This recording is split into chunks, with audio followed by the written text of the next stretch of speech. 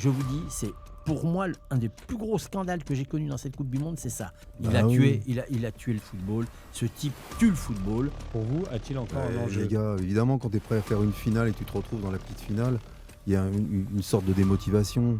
On verra, faudrait pas que la masse salariale du staff soit plus forte que celle des joueurs. Oui. De retour dans les studios du Club Circus pour cette dernière édition du Circus Talk Sport spécial Coupe du Monde après presque 40 jours en votre compagnie.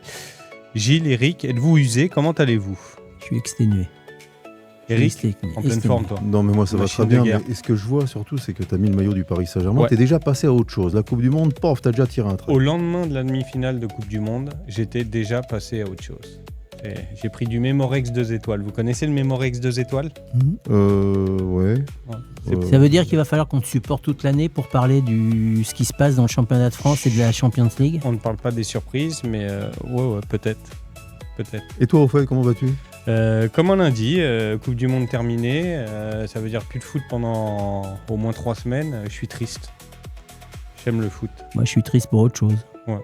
Moi, c'est ma vie, le football. J'ai 74 ans. Depuis l'âge de 8-9 ans, je joue au foot. C'est ma vie. Ce que j'ai vu hier, ce que j'ai vu cette Coupe du Monde et tout. Je suis à deux doigts de vous dire d'avoir envie de pleurer. C'est catastrophique. Ce que j'ai vu, c'est catastrophique. Ils nous ont tout fait. Je sais pas dans quelle ordre le prendre. Ils nous ont tout fait. Ils nous ont inventé les postes fraîcheurs qui sont des postes pubs. Ouais, fameux carton, on va revenir dessus, même si on en a parlé effectivement pendant un mois. Ils nous ont inventé une mi-temps à 25 minutes. Ça, c'est spectacle à l'américaine. Non, mais d'accord, mais moi ça me. Non, mais c'est pas mon football, c'est pas ce que j'aime, c'est pas mon éducation footballistique, c'est pas ce que j'aime, c'est pas ce qu'on m'a appris. Je vais vous dire un mot. Ce qu'ils ont fait là, ce qu'a fait Infantino, c'est proprement dégueulasse. C'est dit. C'est fait. Alors, il nous reste à voir tout le reste. Non, on s'était quitté à la veille de la petite finale et de la finale officielle de cette Coupe du Monde. Pour ceux qui étaient déconnectés ce week-end, on vous rappelle, l'Espagne est donc championne du monde. Elle s'est imposée devant l'Argentine hier dans les prolongations 1-0. Un match, une purge. J'ai l'impression de voir une finale de Ligue des Champions. Mais on va revenir quand même sur l'équipe qu'on a supportée, qui nous a quand même globalement fait vibrer malgré cette grosse déception. C'est l'équipe de France qui perd 6-4 dans la petite finale en étant menée 4-0 à la mi-temps. On a vu 2 équipes de France. On sait que le talent est là. Ça, c'est indéniable. Mais il y a une vraie question d'envie et ça, c'est vu. La Eric ? première mi-temps est catastrophique. D'ailleurs, à la mi-temps, il change 4 joueurs. Puis il y a un truc, les gars. Quand tu portes le maillot de l'équipe de France, c'est un honneur. Qu'importe si c'est une place de 3, 4e. Quand tu joues un match amical, même avec le maillot de l'équipe de France, c'est un honneur. Donc là, la première mi-temps de l'équipe de France a oublié très vite. Heureusement qu'il y a une bonne réaction en deuxième mi-temps, mais j'étais un peu en colère quand même à la mi-temps. Ouais. Colère, c'est parce que t'es poli. Moi, à la mi-temps, oui. Je pense que... Rester poli dans une émission, mais bon, c'était vraiment décevant. C'est difficile. Effectivement, moi, pour ma part, en off, j'en ai insulté quelques tonnes des gens. Mais philosophiquement, ce qui s'est passé... je vais pas faire le procès, je le ferai pas parce que j'ai une très très haute estime de Didier Deschamps. Et à tout point de vue, en tant qu'homme et en tant que footballeur, en tant que sélectionneur, en tant qu'entraîneur, puisqu'il a fait tous les métiers, il a toujours réussi. La seule chose qu'il a manqué, et je pense qu'avec du recul, du reste, il avait fait déjà un petit peu machine arrière après la demi-finale, il avait beaucoup parlé de l'arbitrage et puis s'est vite calmé. Il a vite arrêté. Je pense qu'il a tout faux dans cette Coupe du Monde. Et il a tout faux à partir de la liste. C'est-à-dire, je remonte loin. À partir de la liste, sa liste n'est pas bonne. Et depuis que sa liste n'est pas bonne, tout a découlé. Il a joué contre nature, il est contre ce système de jeu. Parce qu'il ne joue pas un 4-2-3-1, c'est pas vrai. Il joue un 4-2-4, donc c'est pas la même chose. Et il est contre ce système. Donc il a joué contre nature, il a joué contre ses principes.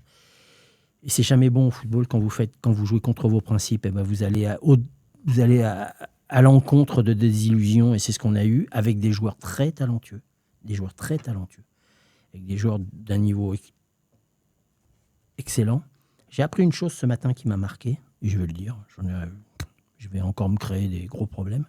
J'ai appris que Brice Samba, il y a 5 ans, la République démocratique du Congo lui avait demandé, comme il doit être un peu binational, il avait demandé de venir rejoindre sa sélection. Il a refusé parce qu'il leur a demandé 1,5 million d'euros.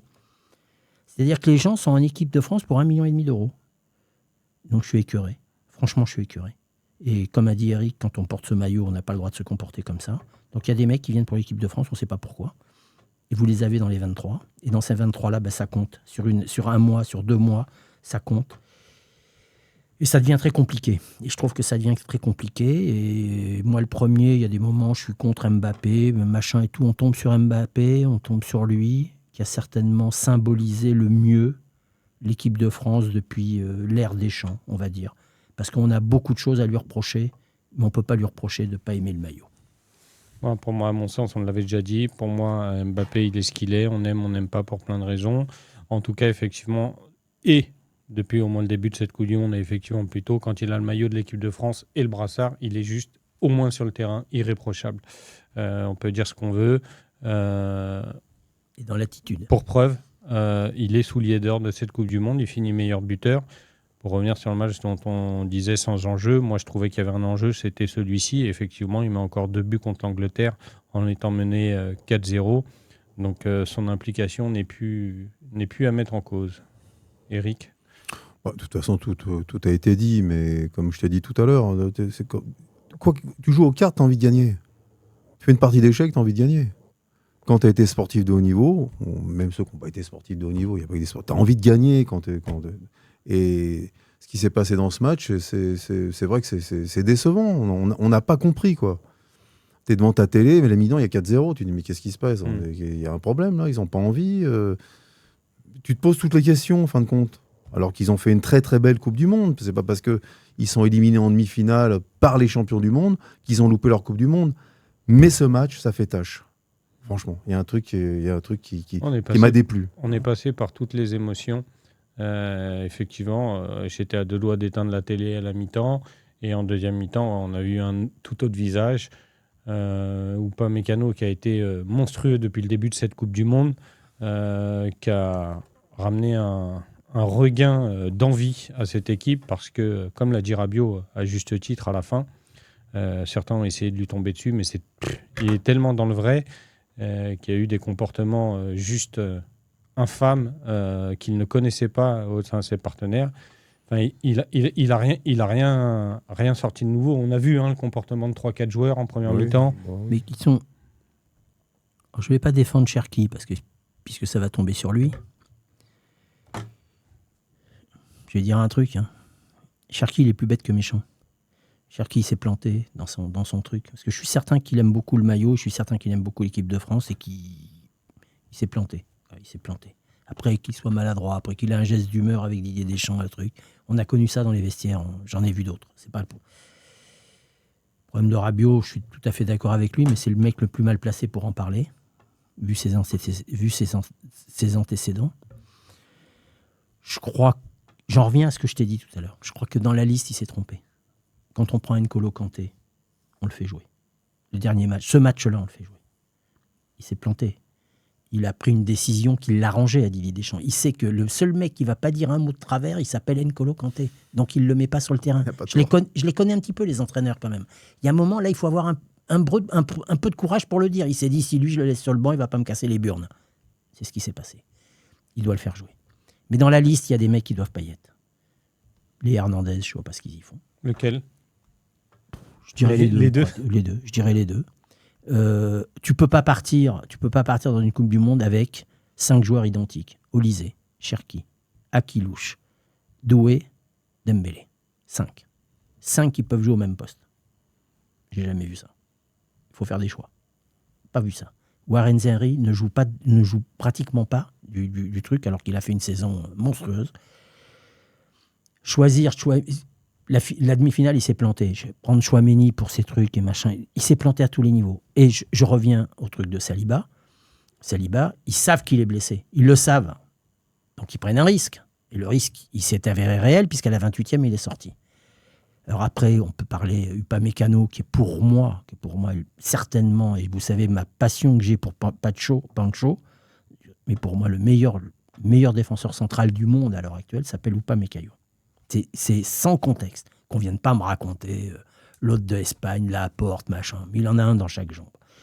Et du reste, j'ouvre une parenthèse, je la referme, puisque tu as le maillot du Paris Saint-Germain. Je ne comprends pas pourquoi Campos, il y a 7-8 mois, quand Upamecano était libre de tout contrat, moi, si je m'appelle Campos, je campe sur son paillasson, à Upamecano. Parce que je veux bien me retrouver avec Upamecano et Pancho, moi, en défense centrale au Paris Saint-Germain.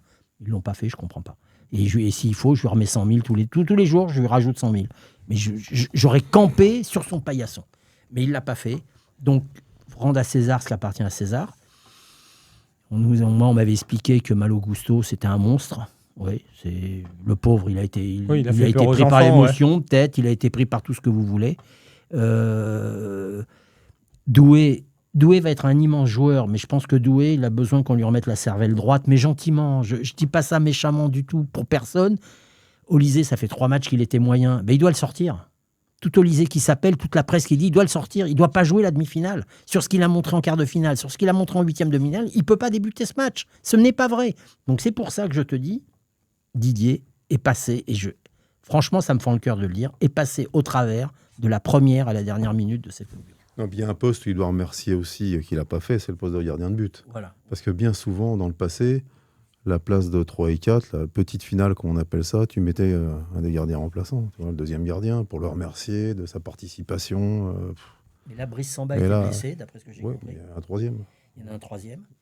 Mais il a fait On peut ouvrir le Caménian. Hein. J'aurais pas dit ça il y a 2 ans. Hein. J'ai changé d'avis parce que ça fait 2 ans que je n'y ai pas vu faire un arrêt décisif. On oublie une chose. L'ère Deschamps, c'est l'ère Lloris. Tout ce qu'il a gagné, il l'a gagné avec Lloris.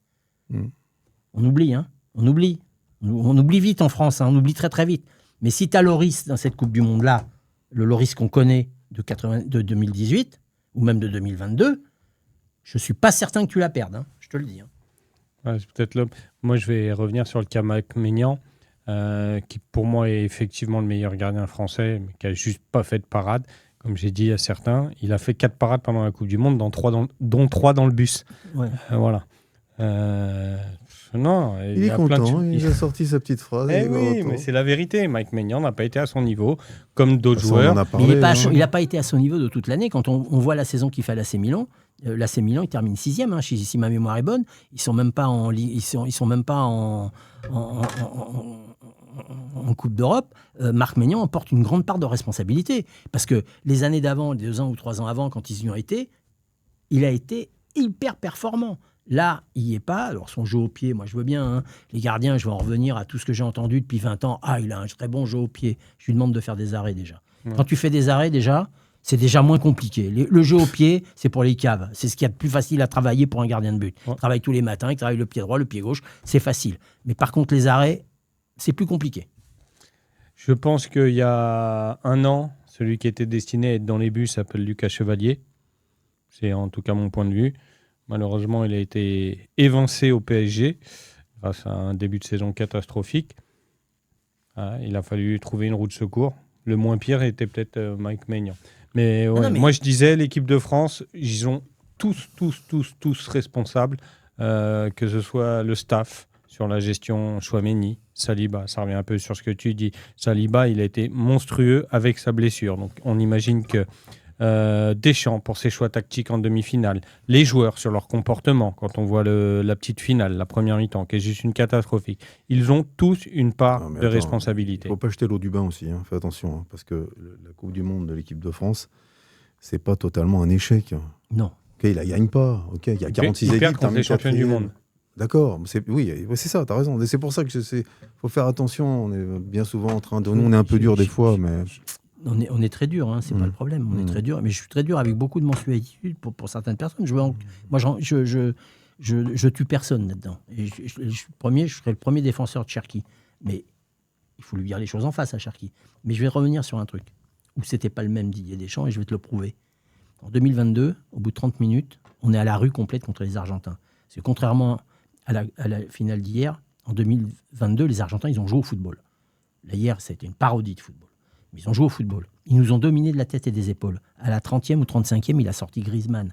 Il y a 2 mecs qui sont un symbole absolu depuis 2013 qu'il a repris la sélection. C'est Lloris et Griezmann.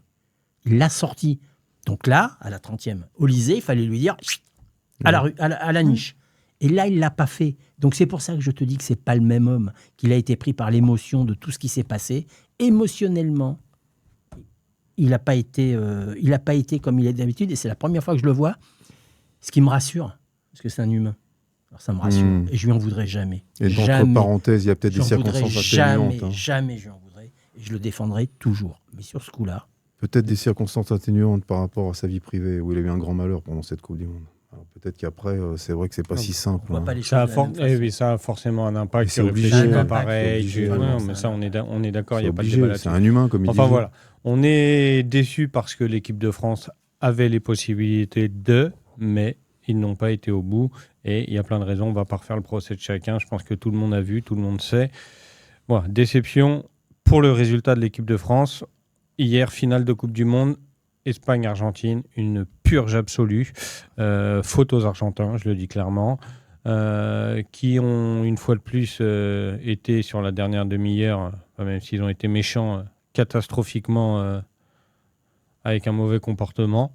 Comme tout le monde l'a titré, c'est le football qui gagne, parce qu'effectivement, il n'y a que l'Espagne qui a proposé. J'ai vu les statistiques, je crois qu'on est à 77% de possession de balle, ou 70% de possession de balle. 17 tirs à 0. On est à 17 tirs à 0. Oh. Enfin, le seul tir cadré intervient à la fin des prolongations sur un corner des Argentins.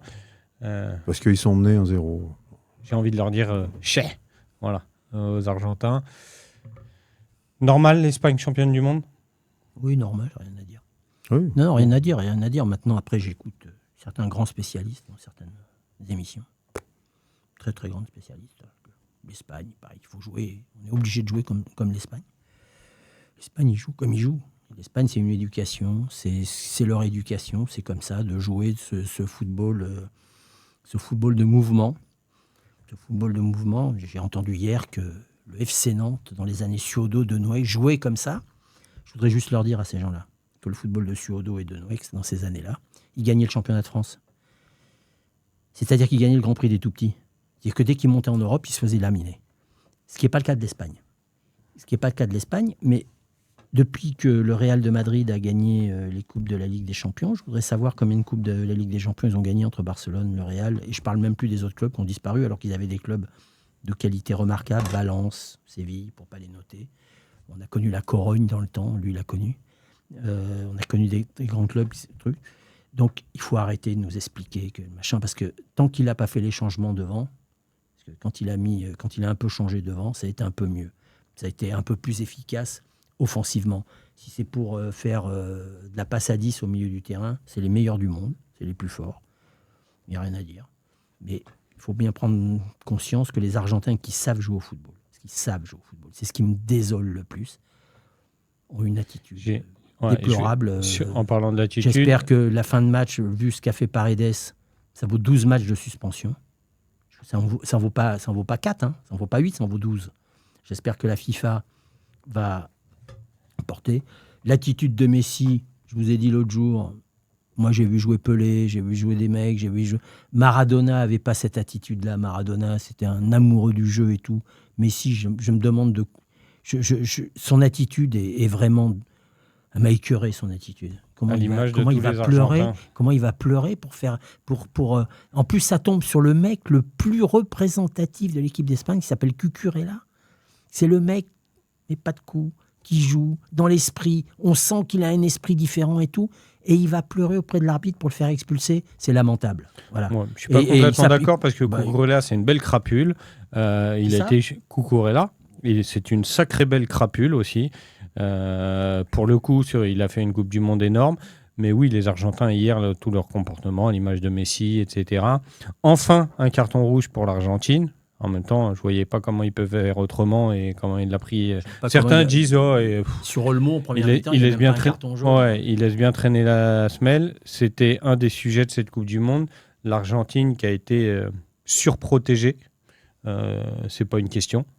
C'est une affirmation. Elle a été surprotégée. Je pense que le 11 de départ de la finale de Coupe du Monde n'aurait pas dû être celui-là, parce qu'il y en avait au moins 2 ou 3 qui auraient dû prendre des cartons rouges bien avant. L'équipe d'Argentine, surprotégée. Et du coup, j'ai fait un constat, moi, je n'ai jamais connu une équipe en France qui a été autant détestée que celle de l'équipe d'Argentine, et uniquement à cause de son comportement. C'est-à-dire que autour de moi, dans mon cercle, proche et moins proche, personne ne voulait voir l'Argentine gagner à cause de leur comportement. Alors qu'ils ont des joueurs merveilleux. Alors qu'ils ont des Là-dessus, y a pas de super débat. joueurs. C'est incompréhensible. C'est Voilà. comme ça. Donc voilà, le football a gagné, c'est ce que tout le monde a titré. Victoire de l'Espagne contre une Argentine ultra détestable. Et il y a eu, je vous dis, une équipe argentine surprotégée. Il y a des dossiers apparemment, on va aller au-delà du football, qui ont pété, qui sont entre les mains du FBI. C'est-à-dire ça parle fort. Je ne sais pas, il paraîtrait que l'Argentine aurait des transferts d'argent bizarres avec la FIFA. Les grosses lignes, ce serait ça. Non, je crois pas. Voilà. Non, moi non plus, mais Je voilà. crois pas à ce genre de conneries. Mais en tout cas, comme je te l'ai dit lors de la dernière émission, on n'est pas de base pas parano, mais quand tu vois cette Coupe du Monde-là et le comportement des instances avec l'Argentine, ça pose question. Voilà. Mais sur cette Coupe du Monde-là, c'est une évidence. Voilà. C'est une évidence. Voilà. Est-ce que l'Espagne n'est pas, ce que disait Eric en début de compétition, celle qui a finalement le mieux géré cette organisation de tournoi, c'est-à-dire qu'on les a vus moyens en phase de groupe, un peu mieux sur les premiers matchs à élimination directe, et de mieux en mieux contre la France, ils ont fait une masterclass. Voilà, hier, ils ont essayé, ils n'ont pas été à leur niveau, mais est-ce que ce n'est pas finalement l'Espagne qui a le mieux géré l'évolution de ces 8 matchs ? De toute façon, ils ont l'habitude, ils sont champions d'Europe. Déjà, donc automatiquement, ils sont montés crescendo, ils sont à l'arrivée, ils sont champions du monde. Totalement logique. Je pense que là, une des seules équipes qui aurait pu les embêter, qui les a embêtés un peu quand même, c'est l'équipe de France. Franchement, c'est dommage qu'on soit passé au travers. On est passé à travers ce jour-là, c'est vraiment dommage. Ils ont été meilleurs quand même, mais je pense que ça tient pas grand-chose quand même. Souligner le travail de La Fuente quand même, qui a commencé par les équipes jeunes de l'Espagne. Je crois qu'il est champion du monde du 17, du 19. Un travail énorme. L'Euro, la Coupe du Monde. Voilà, on connaissait peu ces sélectionneurs, peut-être le grand public, mais voilà, il est champion du monde et je pense qu'il a une gestion de son collectif qui a été quasi parfaite. Il est dans la continuité de ce qu'ils ont fait avec quasi parfaite, avec ce que disait Gilles tout à l'heure, à mon sens, des attaquants qui ne sont pas de classe mondiale, qui sont très très bons, mais effectivement, l'Espagne n'a pas de Oyarzabal, très fort. Si, Yamal. Yamal, il n'a pas été à son niveau. Oui, non, mais c'est un attaquant de classe mondiale. On ne peut pas dire que c'est pas un attaquant. C'est Oyarzabal. Alors, Ferran Torres est quand même remplaçant en club, était remplaçant avant cette Coupe du Monde. Oyarzabal, c'est pas le meilleur attaquant. Olmo, c'est un milieu. Très bon joueur, Olmo. Je parle vraiment d'attaquants. Je trouve qu'ils n'ont pas les attaquants de classe mondiale qu'ils ont pu avoir. Villa, Morientes, ceux qui me viennent à l'esprit comme ça. Voilà. Et ils sont quand même champions du monde. Donc, gestion du collectif, à mon sens, très très bonne. Il n'y a rien à dire. Après, on peut rentrer philosophiquement dans d'autres domaines. On sait comment que l'Espagne mérite son titre. Il n'y a pas de débat. Mais on sait comment la fédération espagnole fonctionne. On sait comment la fédération française fonctionne. Alors maintenant, il y a les anti-Deschamps, ils vont dire ça fait 14 ans qu'il est là. L'équipe de France a les résultats qu'ils ont, qui sont pour moi très positifs. Mais derrière, ça n'a pas le DTN. Le DTN, est-ce que quelqu'un sait qui est le DTN ? Moi, je sais qui c'est. Il s'appelle Hubert Fournier. Mais quand on a vu, par exemple, Thierry Henry prendre les jeunes pendant les Jeux Olympiques. Les Jeux Olympiques. Pourquoi Thierry Henry ne reste pas après ? Pourquoi Thierry Henry ne reste pas après ? Parce que Thierry Henry, il sait qu'il n'aura pas l'équipe de France après. Alors que dans le temps, souvent, les types qui étaient en dessous montaient. C'était du reste, un petit peu, on va dire... T'accompagnes tes générations. T'accompagnais tes générations. Aimé Jacquet a été l'adjoint d'Houillet. Quand on connaissait, paix à son âme, le QI footballistique d'Houillet et le QI footballistique de Jacquet, c'était Jacquet qui était l'adjoint. Non, mais on peut se tordre de rire. Mais enfin, bon, passons. On va pas épiloguer là-dessus. Jacquet est devenu. Jacquet a fait ce qu'il a eu à faire. Son adjoint, il s'appelait Le Maire. Le Maire était là en 2000. On sait ce qu'il avait pu à faire. Et à partir de 2000, ils ont commencé un peu à partir en vrille. Un coup, ils ont mis Santini, il est resté 2 ans. Après, ils ont mis Domenech, qui lui sortait de la DTN, qui était entraîneur des espoirs depuis X temps. Ils sont revenus à ça, qui est resté un certain moment. On connaît aussi la finalité, comment ça s'est terminé, très mal. Et après, on est revenu à des trucs. Donc, je pense qu'ils ont bafouillé un petit peu. Ça a été la formation à la française qui est très bonne, hein, qui est très très bonne, dans les clubs qui est très très bonne. Mais je pense qu'au sein de la Fédé, il y a un petit manque. Et il y a un manque pour une bonne solution, c'est-à-dire que les types, comme Thierry Henry, ils veulent être grassement payés, on ne peut pas payer grassement tout le monde. Et que c'est devenu un peu... Les mecs qui sont en difficulté dans des clubs, ben c'est un peu un... On voit des mecs arriver à la Fédé, ils ont les 18 ans, ils ont les 19 ans, ils ont ceci, ils ont cela. C'est un peu une voie de garage, on va dire ça comme ça. Et c'est surtout une retraite assurée. Donc, voilà comment ça se compose. Il faut dire les choses. Il faut mettre les choses au milieu du truc. Est-ce que Zidane... est-ce qu'on n'aurait pas dû donner à Zidane les espoirs, quoi, les Jeux Olympiques de 2024, en lui disant, en préparant le coup, en mettant Deschamps à la table, en mettant Zizou, t'as les trucs, c'est la génération qui arrive, c'est toi qui passes après. Rien n'a été prévu, rien n'a été fait. Alors maintenant, il y a Zizou qui arrive, je lui souhaite bonne chance à Zizou. Hein. Mais ça va pas être si simple que ça. Hein, ça va être dur. Gilles, tu nous parlais donc cette organisation au sein de la Fédé française. Moi, je vais aller plus loin. À l'image de cette Coupe du Monde, le capitalisme, je vais essayer de peser mes mots, est plus que ancré dans le football moderne, à l'exemple de cette Coupe du Monde, où l'argent a pris le dessus sur l'organisation. Je suis d'accord avec toi, mais il faut bien... Moi, tu sais, je suis dans le football depuis les années 70. J'ai connu l'évolution de A à Z. Te raconter une anecdote, je ne vais pas faire les anciens combattants, quand tu es en 1980, 81, 82, quand un match doit être télévisé, à cette époque-là, les présidents de clubs ne voulaient pas qu'il soit télévisé pour une raison. Parce qu'ils te disaient, si vous le montrez à la télé, les gens ne viennent pas au stade. Ce qui était complètement faux. Mais les sommes données à ces époques-là par TF1, à l'époque c'était la 2, parce que Canal est arrivé en 84, il ne faut pas l'oublier, ça représentait... Je vais dire un chiffre à peu près, comme ça, en euros, ça représentait 30 000 euros, 35 000 euros. Ce qui représentait que dalle. Et les clubs n'avaient pas les budgets qu'ils ont maintenant. Il y avait des caisses noires, c'était pas régi comme c'est maintenant. Maintenant, pour le moindre match, qui est comme ça, tu es à 1 million d'euros. C'est pas la même chose. T'es arrivé dans une ère de télévision. Moi, je me souviens, dans les années 86, 87, 88, il y a des gens qui m'ont appris les droits télé, m'ont expliqué, m'ont dit... Ça, c'est le balbutiement. Il y aura le pay-per-view. Quand on me disait le pay-per-view, de quoi vous me parlez? Qu'est-ce que ça veut dire? Qu'est-ce que ça veut dire? C'est arrivé. On vit à l'ère du pay-per-view. Tu peux acheter le match que tu veux, tu peux acheter le match de boxe que tu veux, tu peux acheter le film que tu veux, tu peux faire ce que tu veux à la télé. C'est-à-dire que maintenant, tout le monde fait ce que tu veux. Après, tu achètes des droits. Donc, tu payes. Tu achètes des droits. Donc, ces grosses compagnies qui ont des enjeux financiers, politiques. On est bien placé pour le savoir en France. Tu as le groupe Bolloré, tu as le groupe machin, tu as le groupe Bouygues, tu as le groupe ceci, tu as le groupe cela, et tu as France Télévisions qui est l'État. Voilà. Donc chacun a leur truc. Alors tu as les bien-pensants, parce que comme on est pris par la dictature des minorités en France, donc tu as les dire ah ouais, non, mais il faut garder le Tour de France, c'est la 2. Ah, Roland-Garros, c'est la 2. Mais Roland-Garros, pour ta gouverne,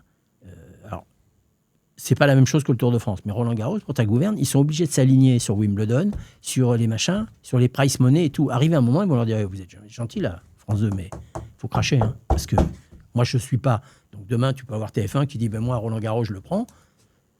Je double. Oui. Donc ils changeront. Parce que le Tour de France, c'est différent. Ça appartient à une famille qui s'appelle la famille Amaury. Ça s'appelle ASO. C'est une machine à cash qui est très bien. C'est une organisation remarquable, mais remarquable. Hein.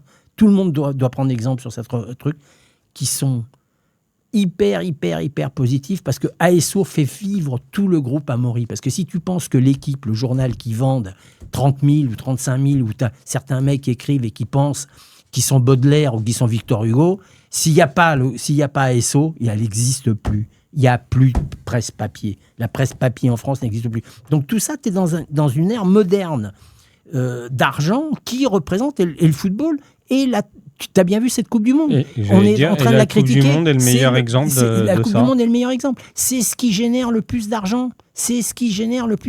Dans le temps, il y a 40 ans, Jeux Olympiques, Coupe du Monde, et on te disait, écoute bien ce que je vais te dire, il y a 40 ans, je peux te dire il y a 40 ans. J'avais 35 ans, j'étais chez ISL. Qui générait le plus? C'était les Jeux Olympiques. La Coupe du Monde, je vais te dire un truc qui va te surprendre. C'était le championnat du monde d'athlétisme, qui a complètement disparu. Maintenant, tu as la F1, tu as le Tour de France, tu as... Les Jeux. Mais la Coupe du Monde est passée devant les Jeux.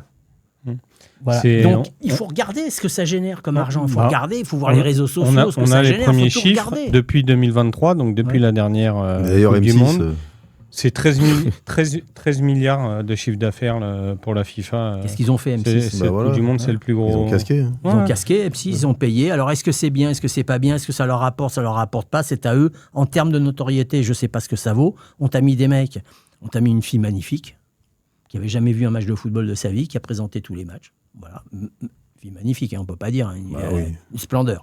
Mais qui a été bonne. Qui a été de mieux en mieux. Qui a été de mieux en mieux, qui est vraiment très professionnel, et je leur conseille de la garder.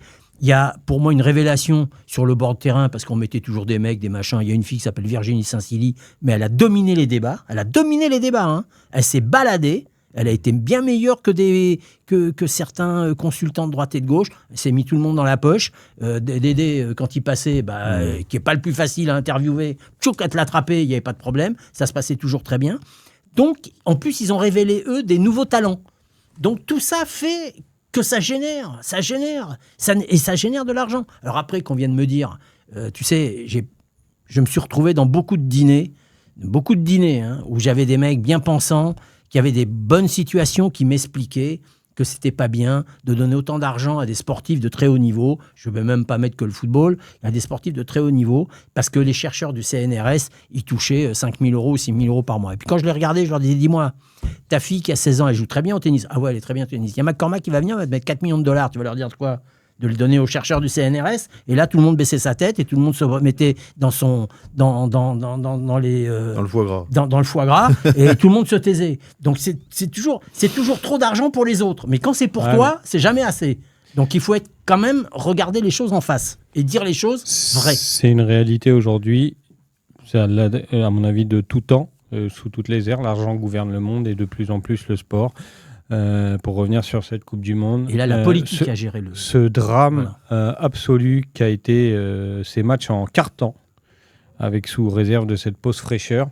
Alors, je peux comprendre qu'effectivement, la météo était très rude par moment et que pour les organismes et la protection des joueurs, ça a pu être utile. Le fait c'est que quand il fait 17 degrés, je ne suis pas sûr que la pause fraîcheur soit nécessaire. Alors, certains diront oui, mais en termes d'équité, si certains matchs, tu leur permets de couper, les autres matchs, tu dois leur permettre de couper, etc. On est unanime, on est d'accord pour dire que ces pauses fraîcheurs ont servi à déguiser des pauses pub. Bon. C'est uniquement de la rentabilité.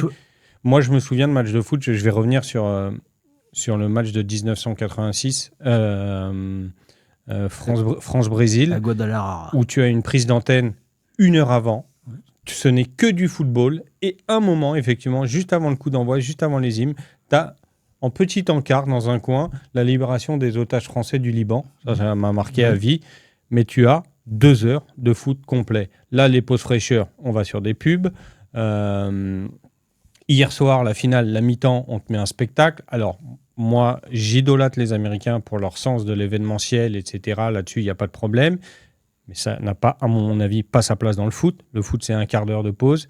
Voilà, hier, on a eu combien 25, du coup 25 minutes. Je l'avais prévenu. Samedi matin, j'avais dit on va être à 22-23. Parce que je me suis trompé, on est à 25. Parce que spectacle, pour le coup, l'organisation américaine jumelée à la FIFA et à sa recherche de rentabilité a dénaturé le fonctionnement d'un match de foot pendant cette Coupe du Monde. J'ai commencé à dire que je pleurais sur mon football. Et ça, je vais poser une question à Eric et je voudrais que ça soit Eric qui parle parce que je ne veux pas monopoliser la parole. Trop tard. Non, mais Eric va nous expliquer d'une façon... Eric va nous expliquer un truc très simple. On va rentrer dans le jeu. Il va nous expliquer ce qu'est les pauses, ce qu'est la mi-temps à 25 minutes et les conséquences que ça a sur le jeu quand tu commences à dominer, que tu commences à plier l'adversaire et qu'on te dit Stop. Mais à juste Eric va en titre, parler. Eric l'a dit 15 fois, c'est il va- pause Non, mais il faut qu'il le fraîcheur. redise. Faut qu'il le redise. C'est pause fraîcheur quand tu es dans un temps fort, par exemple, c'est catastrophique. Bah, Il c'est faut ce qu'il le qu'on a, c'est redise. ce qu'on a dit l'autre jour. Quand tu as une pause fraîcheur et puis que tu sens que le verrou en face il va péter, parce que c'est des trucs que tu sens quand ton équipe elle est bien. Et que tout d'un coup, bon, tu as des coups de pied arrêtés, des corners, tu as le ballon, et puis pause fraîcheur. Et bien souvent, quand tu regardes le retour de la pause fraîcheur, c'est toi qui prends un but. Hein. Je sais pas si tu as remarqué ça. Donc Et puis alors, la mi-temps qui dure 25 minutes, c'est vrai que Gilles avait prévenu, il ne s'est pas trompé. Mais il y a une organisation à la mi-temps dans un vestiaire. On laisse environ 2, 3, 4, 5 minutes les joueurs. Il y en a qui vont aux toilettes, il y en a qui se ravitaillent, il y en a qui ont envie de s'isoler. Et puis tout d'un coup, On parle pas tout de suite. tu as l'entraîneur qui vient avec ses adjoints, qui sort le paperboard et qui commence, ou des vidéos, ça dépend pour les équipes les mieux installées, et qui commence déjà à remettre des choses en place. Mais dis-moi, ils sont une organisation qui est faite pour que ça dure un quart d'heure. Et tout d'un coup, ça dure 25 minutes. Donc c'est une organisation qui change à l'intérieur. Et même au niveau physiologique, quand tu dois repartir... La réactivation du corps. Hein. Quand tu dois repartir, il faut les réchauffer autrement. Alors évidemment, il y en a qui vont dire « Ouais, mais non, c'est des professionnels, ils doivent... » Non, faut qu'ils arrêtent le avec ça. moindre détail compte dans le sport de haut niveau. Le moindre détail compte. Voilà. Et ça, ce qui s'est passé, c'est franchement inadmissible. Voilà, c'est... Là où ça peut avoir du sens de dire c'est des professionnels, ils doivent s'adapter, pas quand c'est une fois dans l'année. Si on vient à se dire peut-être que le foot et l'évolution physique du foot est amené à agrandir les pauses, ça je peux l'entendre. Ça te laisse le temps de t'organiser. Mais là, c'est une fois, c'est exceptionnel et c'est purement de la rentabilité. C'est parce qu'il y a un spectacle à la Ils nous mi-temps. ont inventé. Moi, j'ai connu, on jouait à 11 contre 11, tu ne pouvais pas changer un blessé. J'ai connu le 12e homme, j'ai connu le 13e homme. J'ai connu 16 sur la feuille de match, 18 sur la feuille de match. Et maintenant, je connais, c'est-à-dire qu'avec les prolongues, on peut changer 6 mecs. Mais ils veulent faire quoi du football? Mais ils veulent faire quoi? Ils veulent faire quoi? Ils veulent faire quoi de ce jeu qui est certainement le plus beau jeu au monde quand il est pratiqué par des gens bien éduqués? Ils veulent faire quoi? Donc, c'est pas le sport le plus populaire du monde pour rien. Hein. Pour rien. J'ouvre une petite parenthèse et rien. Le monde d'Amérique latine, où je vais taper un petit peu parce qu'il commence un peu à m'agacer sérieusement, les Argentins beaucoup, mais autour de Madonna, j'ai vu 2 personnes. J'en ai vu 2. Je voulais venir. Même j'en ai vu 2. Vous pouvez me dire qui c'était? Deux grandes stars du football. Deux. Mais qui étaient... Ballons d'or, mais il y en a eu d'autres. Hein. Qui était qui? Ouais. Qui était qui? C'est R9 et Ronaldinho. Qui étaient 2 immenses joueurs que j'ai adorés.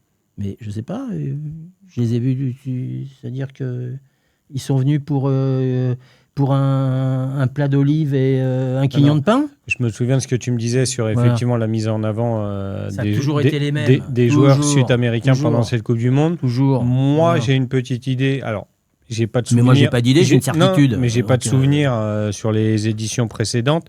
Et je te fais confiance. Et j'attends de voir la suivante pour voir si effectivement les Européens vont être mis en avant. Peut-être que la proximité entre l'Amérique du Sud et l'Amérique du Nord la Coupe du Monde y contribue. Mais peut-être que en 2030 seront mis en avant les joueurs européens parce que c'est plus facile, parce que la proximité est... Alors moi, je vais te dire, ça va être très simple. Hein. Tu me mets à l'organisation de la prochaine. L'Amérique latine, ils viennent quand ils veulent, mais avec leur denier personnel. On ne va pas en avoir beaucoup en tribune, hein, je te le dis. Hein. Ouais, je comprends. Je prends tous les paris qu'ils veulent. Hein. Ils peuvent me raconter ce qu'ils veulent. Je te dis en Europe, là en Espagne, au Portugal et au Maroc. Le Maroc, c'est pas en Europe, mais voilà, l'Amérique latine, je suis désolé. Vous voulez venir? Oui. Il y a les billets d'avion, vous les prenez à telle agence, puis vous sortez votre belle carte bleue. Bah, tu verras qu'il n'y en aura pas beaucoup qui vont venir. Non, on sait qu'effectivement... c'est l'image, la notoriété, enfin, toute chose. Ce qui s'est passé dans cette Coupe du Monde, c'est lamentable. Ouais. Juste qu'on se disait en off, on parlait de la pire organisation. Et c'est ce qu'ils se disent. Alors, moi, je vais pas. À mon sens, les mots sont importants. À la maison, ils te le diront, je suis assez casse-bonbon là-dessus. Je trouve qu'elle a été organisée parfaitement. C'est-à-dire, sur l'organisation en tant que telle, il n'y a rien à dire. C'est tous les à côté qui ont. Pour le spectateur et les téléspectateurs qui sont... Ouais, mais ce n'est pas des problèmes d'organisation. C'est des problèmes peut-être de programme. Le premier match, l'arbitre qui doit arbitrer le premier match de la Coupe du Monde, quand tu lui demandes de faire demi-tour, déjà, toi, mec, il y a un truc qui ne va pas, il peut pas arbitrer ailleurs après. Ouais. Je voulais y revenir. C'est pas tant l'organisation en tant que telle de l'événement. Ça fait pas partie de l'organisation. C'est tous les aléas. Pour moi, c'est exactement. Politique. C'est là où je vais venir. Politique. C'est politique. On a le premier exemple de cet arbitre somalien qui a un visa diplomatique qui se voit refouler territoire américain. C'est chez honteux. toi. C'est lamentable. C'est quoi C'est ce lamentable. rejet, là, encore une fois Les supporters sénégalais et ivoiriens qui étaient interdits de visa Honteux. touristiques en Honteux. Amérique, qui n'ont pas pu Honteux. venir supporter leurs équipes. Ouais, encore le rejet. Les joueurs, pareil pour les Iraniens, certains joueurs iraniens se sont trouvés bloqués au Mexique parce que les visas étaient soi-disant Ça pas fait bons bien partie de pour aller sur le l'organisation, territoire politique ou pas. Ça fait partie de l'organisation. Oui. Comment ça Alors, j'entends. Non mais ok, j'entends ce que tu me dis. Moi, je veux bien que tu fasses des parallèles entre l'organisation et le rectangle vert, mais pour moi, c'est un amalgame de choses. Ça doit être prévu à l'avance, ça. Est-ce que la Tu FIFA... dois pas rejeter les gens. Alors, déjà. j'allais vous poser la question, mais c'est même pas une vraie question. On le sait, c'est un constat. La FIFA s'est laissée manger par la situation politique et par les États-Unis parce qu'il y a un intérêt financier derrière. Mais il n'y a que ça.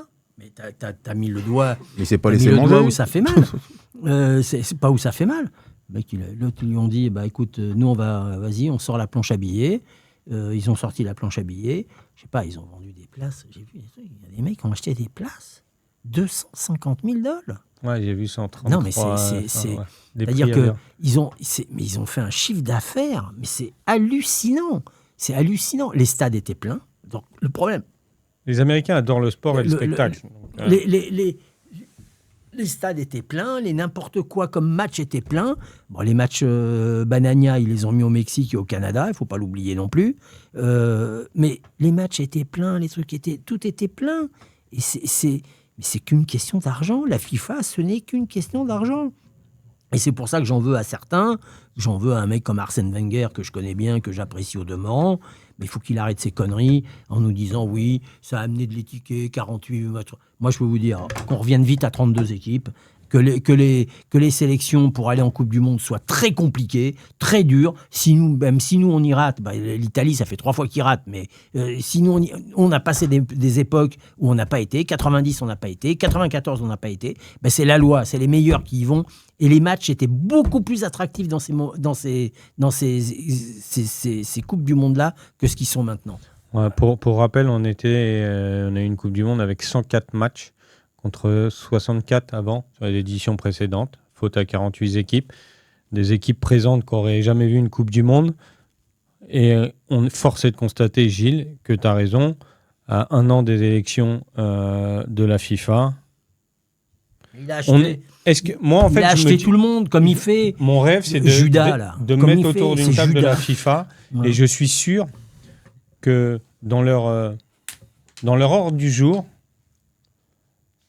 le sportif intervient après la rentabilité. Ça, c'est un constat. Aujourd'hui, on est dans du capitalisme pur où l'intérêt personnel est Eric trop... est le mieux placé pour nous dire tu fais pas jouer 70 matchs ou 80 matchs à des mecs sur une année, c'est pas vrai. C'est pas vrai. Mais c'est un peu comme ça partout, parce que quand tu regardes les Jeux Olympiques, ce qui s'est passé, je peux reparler de la flamme, la cérémonie d'ouverture et tout. On en parle de la cérémonie d'ouverture. Franchement, c'était un influenceur, influenceuse, femme à barbe, ce que tu veux, qui est... Dis-moi, les gars, les sports sportifs, moi je comprends qu'il faut faire de l'argent, mais d'abord il y a une priorité. Voilà, c'est tout.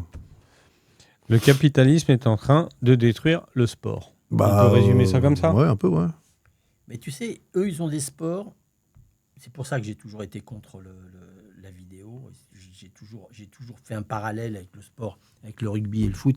Le rugby est un sport séquentiel. Le foot est un sport d'animation perpétuelle. Donc c'est un premier point. Le football américain est un sport séquentiel. Le baseball est un sport séquentiel. Quand tu as ces sports-là, tu peux faire ce qu'ils font, des pauses, des machins, des tiers-temps, des quarts-temps, tout ce que tu veux. Tu peux faire des animations comme ils font. Ils sont champions du monde de l'animation, les Américains. Quand tu vois le Super Bowl, ce qu'ils font avant, pendant et après, c'est exceptionnel. Mais c'est pas le même sport. Le football, c'est pas la même chose. Donc, c'est pas au football à s'adapter à eux, c'est à eux à s'adapter au football. Et ils ont fait l'inverse. C'est le point noir américain, c'est toujours vouloir être le numéro 1 dans tout et d'essayer de dénaturer complètement le sport à Et imposer l'avantage ce qu'ils veulent, hein. de leur culture. Et imposer ce qu'ils veulent. Ouais. Ils ont dénaturé le foot pour mettre en avant ce qu'ils savent faire de mieux, qui est le spectacle et les alentours. Et pour le coup, comme je le dis, ça dénature complètement le foot. C'est pas comme ça que fonctionne le foot et le soccer. Leur animation de la mi-temps d'hier, je vais dire juste un mot. C'était bas de gamme. Voilà. Je le dis haut et fort, que ça leur fasse plaisir ou pas. Je suis pas d'accord, mais pour le coup, moi, je trouve que ça n'avait pas sa place en finale de coupe, à la mi-temps d'une finale de Coupe du Monde. Madonna, elle a son âge. Shakira, il faut qu'elle aille faire un stage à Quiberon. Je vais te les dire, moi, les mecs. Et en plus, ils nous ont mis les deux rogatons qui ont besoin d'un peu de dollars sur leur compte à côté de Madonna. Tu veux qu'on en parle de tout? Et ils nous ont mis des mecs que personne connaît. Et ils nous ont fait du rap et du machin. Ça va. À la niche. On a compris. Gilles n'aime pas le rap. Moi, j'ai trouvé le spectacle de la mi-temps très bien. Moi, je l'ai trouvé très mauvais. Etc. Le Muppet Show, j'ai adoré. Moi, je l'ai trouvé trop long. Peggy la cochonne et... Mais ils n'ont pas le niveau. Le Muppet Show, ils sont de chez nous. Ils n'ont pas le niveau, les Américains. Et l'ermite, c'est que des copieurs. C'était pas mal. Ouais. Est-ce qu'on a, à juste titre, j'insiste, hein, c'est pas que pour faire du buzz, c'est un constat. Alors, on y a mis nos avis qui peuvent par moment différer de tout à chacun, mais le constat est unanime sur le déroulement de cette Coupe du Monde, etc. Est-ce qu'il y a un bon souvenir? Est-ce que vous avez quand même un coup de cœur sur cette Coupe du Monde? Un coup de cœur? Oui. Alors, j'en ai aucun, puis je vais reprendre un truc que tu viens de dire, puisque tu as aimé le truc, là.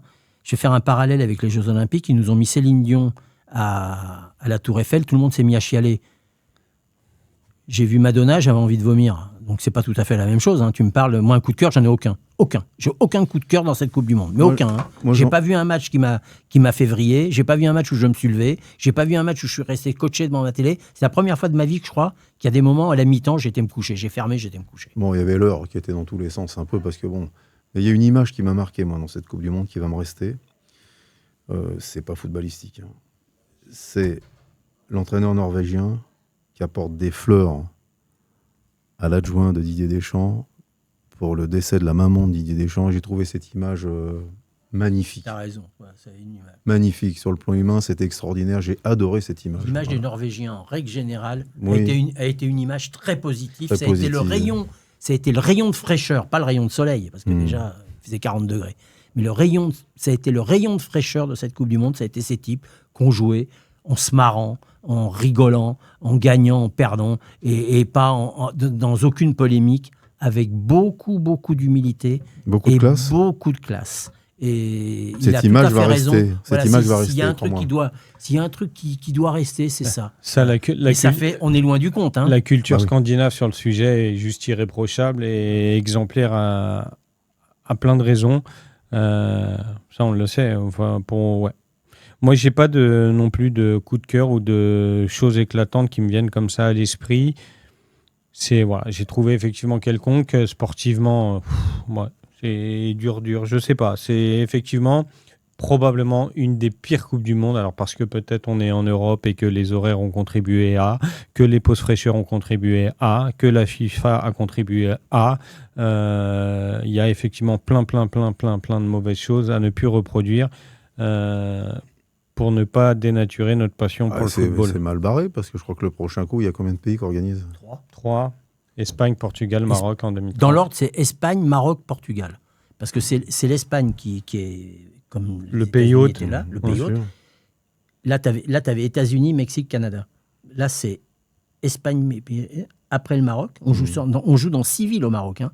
Ce qui est pour un pays africain exceptionnel. Et je trouve ça très bien. Ils sont en train de refaire les stades et tout. Et le Portugal en dessous. Le Portugal, c'est le 3e pays hôte.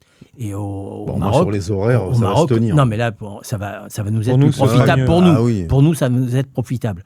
Donc, ce coup-là, c'est plus l'Europe qui va payer plus cher que ce qu'a payé l'Amérique du Nord, puisque pourquoi il y a eu autant d'argent, il faut faire bien faire attention, c'est que le fait d'être aux États-Unis, au Mexique et tout, c'est que l'Amérique du Nord a payé énormément de droits télé là-dessus. Ils en paieront beaucoup moins pour 2030, ça sera à l'Europe de compenser. On verra jusqu'où on va compenser, mais tu vas avoir Par exemple, le Maroc, tu as Rabat, tu as Casa, tu as Fès, tu as Tanger, tu as 6 villes. Gadir, peut-être, non Marrakech, et j'en oublie une.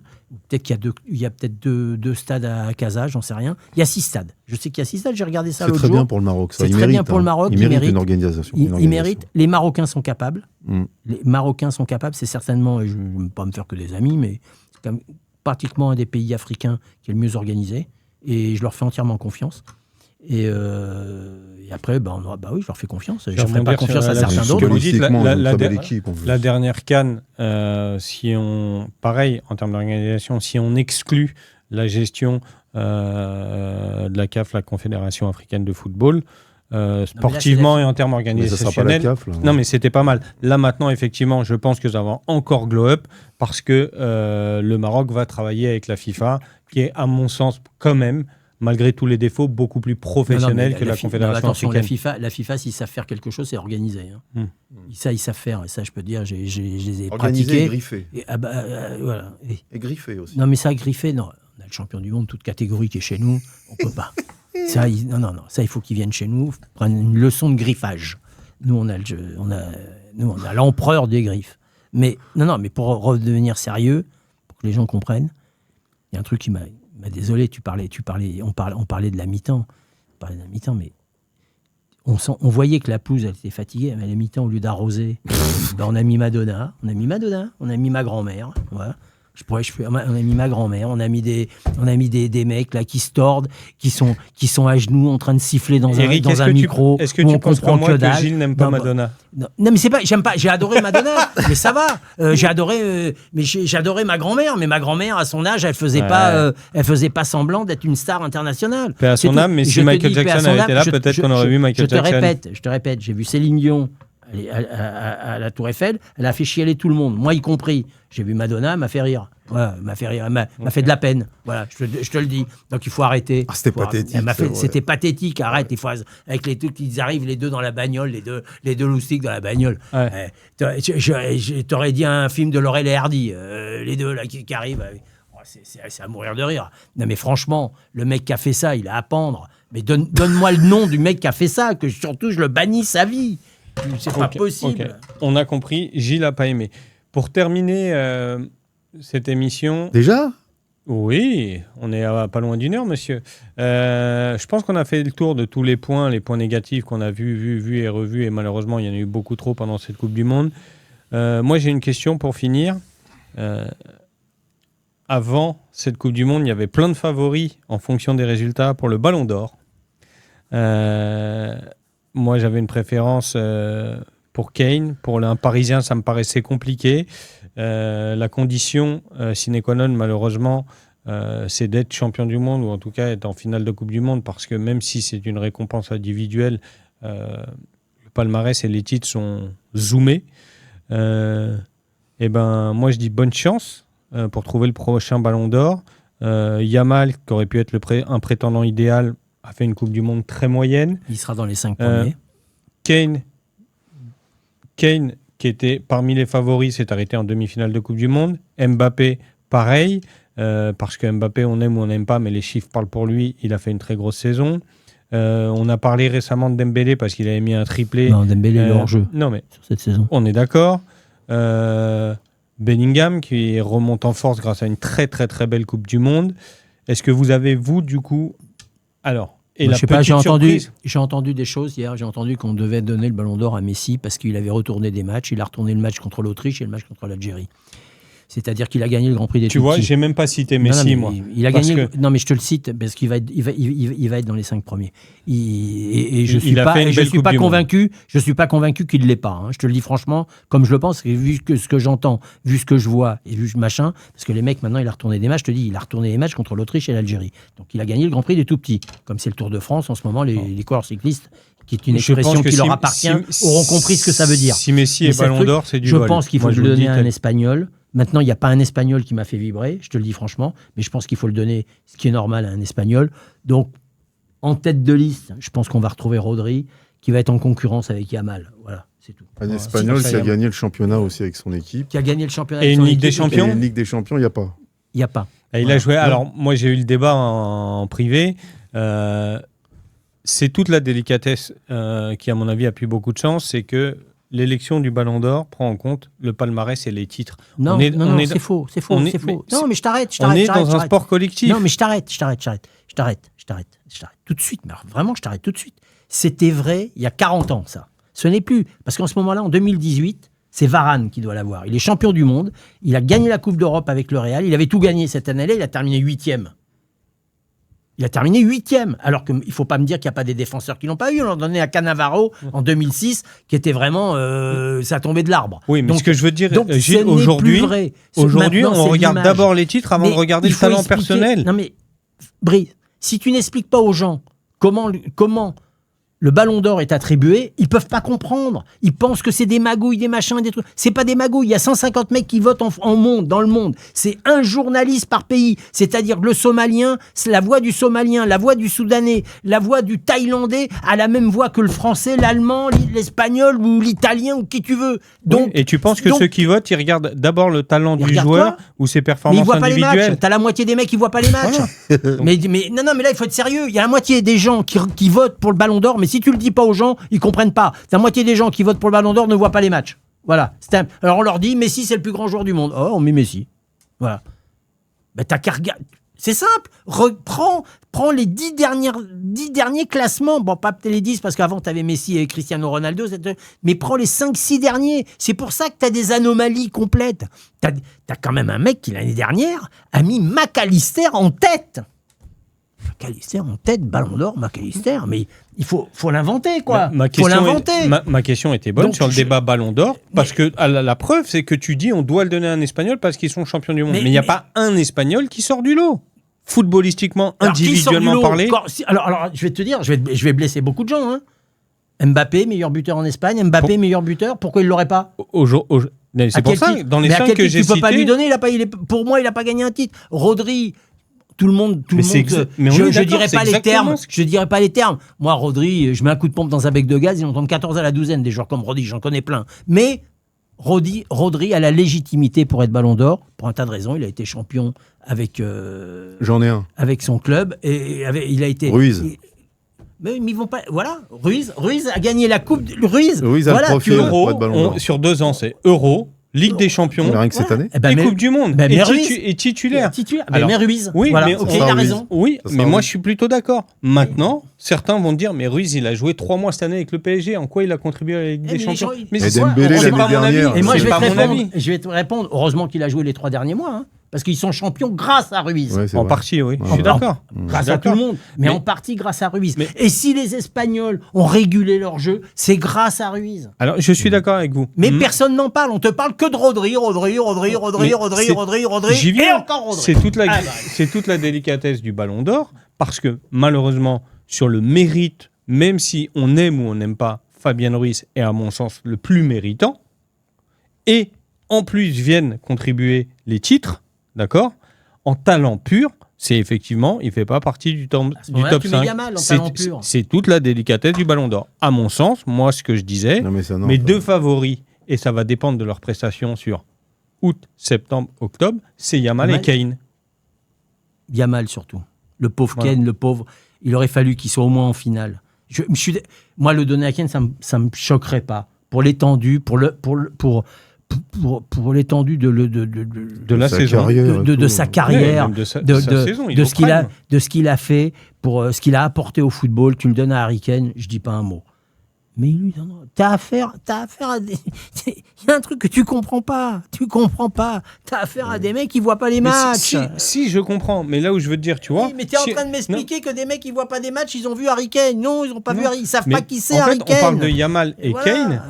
On est convaincu que Yamal a en devenir beaucoup plus de talent que Harry Kane. Force est de constater... Kane fait une meilleure saison que Yamal, sans discussion. À Barcelone, à Munich, il est irréprochable. Il finit à plus de 40 buts, je crois, plus de 50 buts dans la saison. Il fait une grosse Coupe du Monde. Il gagne rien. Il gagne rien. Toute la délicatesse du Ballon d'Or. Il gagne rien. Est-ce Ballon qu'on d'Or, regarde je le te titre dis, ou le talent ou si en l'efficacité du 2018, joueur ils l'ont pas donné à Varane, c'est le plus gros scandale que j'ai toujours dit. Je dis, mais comment on le donne pas à Varane 8e, le mec. Il y en a s'est d'autres où retrouvé les Français 8e. sont trouvés le cul entre deux chaises. Hein. Ça n'a pas été un Français non plus en 2018, je te le dis tout de suite. Hein. C'est 8e, le mec, il s'est retrouvé 8e. Non, mais c'est exceptionnel. Il a tout gagné, c'était la meilleure saison de sa vie. Mais 8e, il y a des mecs qui l'ont complètement oublié. Tu crois qu'au Soudan, ils connaissent Varane, toi? Tu crois que dans les gens. Je m'en fous, je peux dire tous les pays que tu veux. Tu crois qu'en Jordanie, le mec, il regarde les matchs? Mais tu rigoles, toi. Le mec, il regarde l'US Stade Sable contre l'US Stade Caillou, mais il regarde pas les matchs. Il m'avait manqué, les deux clubs. Voilà. Ok. Bon, c'en est fini pour cette 23e édition de la Coupe du Monde. Eric, merci. Gilles, merci. Est-ce qu'on peut dire un petit mot chacun? Bien sûr, je vais vous donner la parole, mais je voulais commencer. On garde le meilleur pour la fin, donc c'est vous qui allez terminer. Je voulais vous remercier de m'avoir facilité la tâche. Nouvelle expérience pour moi. Je n'étais pas né pour être animateur. J'ai pris beaucoup de plaisir. Et Dieu sait que c'est dur avec le monsieur à ma gauche parce qu'il prend de la place et j'aime ça. Merci pour votre expertise, l'expérience. Merci au Club Circus de nous avoir permis de faire cette émission dans les studios. Merci à Circus Casino France de nous avoir permis de réaliser cette émission grâce et à l'aide de Jason. Voilà, j'ai passé une quarantaine, enfin un gros mois à faire une nouvelle chose que j'ai adorée parce que j'adore le foot et que vous êtes fort appréciables, messieurs. Merci. Peut-être à bientôt. Eric, tu as passé un bon moment? Moi, j'aurais voulu remercier Jason et toi, Brice, évidemment Gilles, parce que j'ai passé des bons moments avec vous dans cette émission. Merci au Circus. Et puis peut-être à très bientôt. Et allez la France pour dans 4 ans.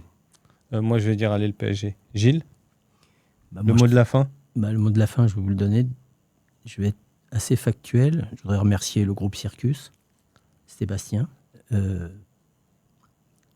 qui nous a donné l'occasion de pouvoir réaliser ce qu'on a réalisé pendant un gros mois.